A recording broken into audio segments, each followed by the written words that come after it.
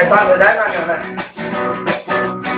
Ürküyen nur-i cemalın, ürküyen nur-i cemalın, hayır yansırsın gelin, hünceleyin rızdırgındır, işlerdir gelin.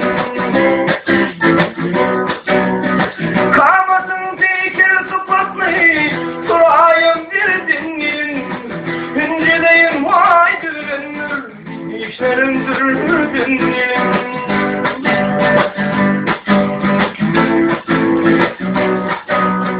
Akşamlarla avutuldu şamşıran değil yanarsın.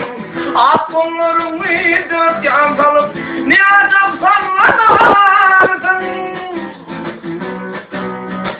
Umarım feci şekerden, umarım feci şekerden bırakacağım sonu sen. Mümkün erdin başka yan bir akıllı zanedin. Ve bu şüne nuri mürab yürümerden gelin.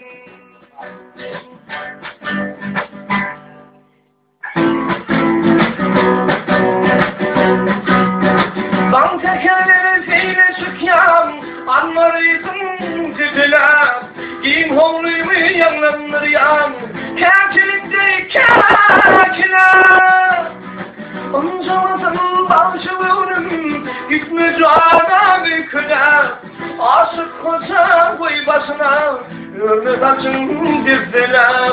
Canımı buyurun cennet ülkenin uğurdan gelin. Ancamazın garip bölüm kıymaymasın garip bölüm gitmeyi cana büküler. Aşık koca koy başına ömür açın dizdiler. Canımı buyurun bir cennet ülkenin uğurdan gelin. Ve bu çöler umri bilmem yüreğime